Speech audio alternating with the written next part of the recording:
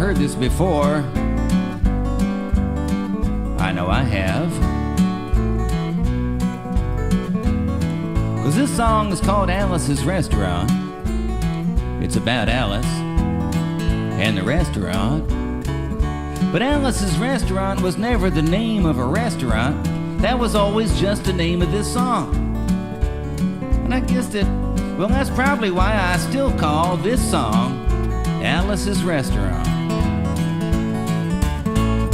You can get anything you want at Alice's Restaurant. You can get anything you want at Alice's Restaurant.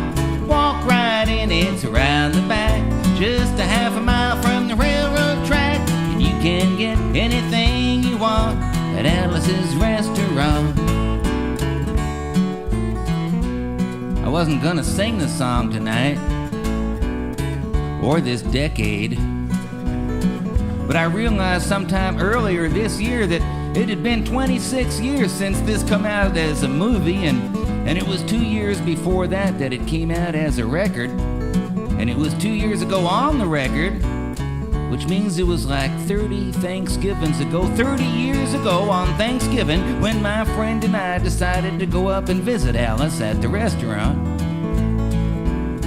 But Alice didn't used to live in a restaurant.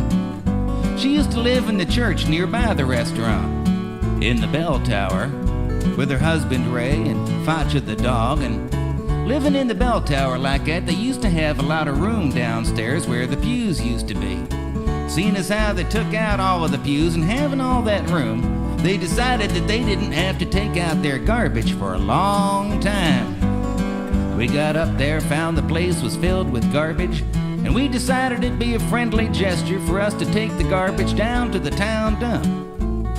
So we took the half a ton of garbage, put it in the back of a red VW microbus, took shovels and rakes and implements of destruction, and headed on toward the town dump. We got there, and there was a sign, a chain across the road, and the sign said, "Closed on Thanksgiving." We had never heard of a dump closed on Thanksgiving before. And so with tears in our eyes, we drove off into the sunset, looking for another place to put the garbage. And we didn't find one, till we come to a side road. And off of the side road, there was a 15-foot cliff, and at the bottom of the cliff, there was another pile of garbage. We decided that one big pile would be better than two little ones, and rather than bring that one up, we decided to throw ours down.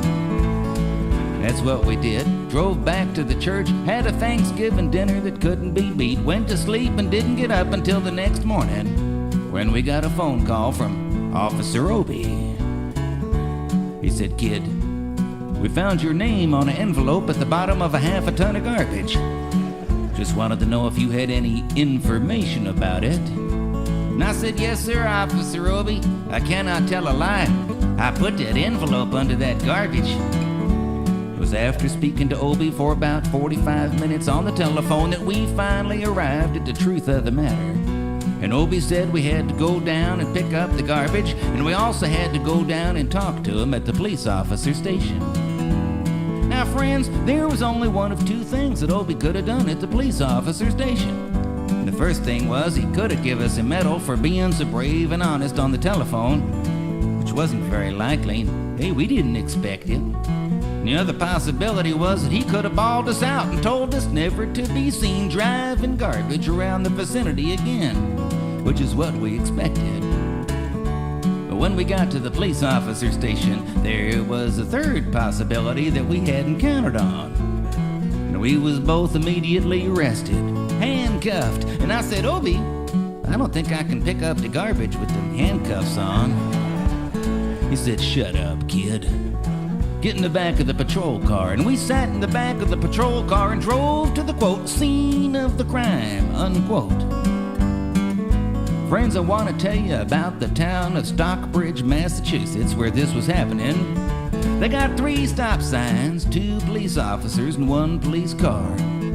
But when we got to the scene of the crime, there was 5 police officers and 3 police cars, being the biggest crime of the last 50 years, and everybody wanted to get in the newspaper story about it, and they was using up all kinds of cop equipment they had hanging around the police officer station. They was taking plaster, tire track, footprints, dog-smelling prints. They took 27 8x10 colored glossy pictures with circles and arrows and a paragraph on the back of each one explaining what each one was to be used as evidence against us. They took pictures of the approach, the getaway, the northwest corner and the southwest corner, and that's not to mention the aerial photography. And it was after the ordeal we went back to the jail. Obie said he was going to put us in a cell. He said, "Kid, I'm going to put you in a cell. Give me your wallet and your belt." And I said, "Obie, I can understand you wanting my wallet, so I don't have any money to spend in a cell, but what do you want my belt for?" And he said, "Kid, we don't want any hangings." And I said, "Obie, did you think I was going to hang myself for littering?" Obie said he was making sure and friends Obie was, 'cause he took out the toilet seat so I couldn't hit myself over the head and drown. Took out the toilet paper so I couldn't bend the bars, roll the toilet paper out the window, slide down the roll, have an escape and get away. Obie was making sure all right. And it was about 4 or 5 hours later that Alice, remember Alice? This is still the song about Alice. And anyway, Alice come by, and with a few nasty words to Obie on the side, she bailed us out of jail. We went back to the church, had another Thanksgiving dinner that couldn't be beat, went to sleep and didn't get up until the next morning, when we all had to go to court. We walked in, sat down. Obie come in with the 27 8x10 color glossy pictures with the circles and arrows and a paragraph on the back of each one explaining what each one was to be used as evidence against us, and he sat down. A man come in. He said, "All rise!" And we stood up, and Obie stood up with the 27 8x10 color glossy pictures, and the judge walked in with a CNI dog. Sat down.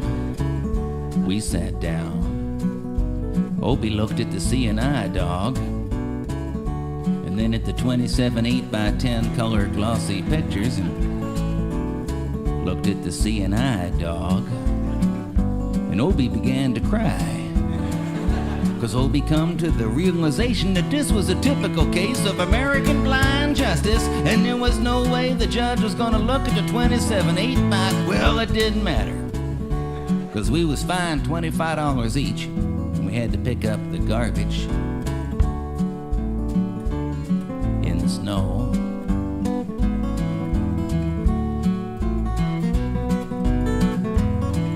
But that's not really what I come to talk about so much. I just thought I'd mention it, because I know there's probably some people sitting here tonight thinking this is some kind of nostalgic ballad or something, and I hope so. You never know, they still got that building down in New York City on Whitehall Street, and others like it all around America, and that's where you used to have to go get injected, inspected, detected, infected, neglected, and selected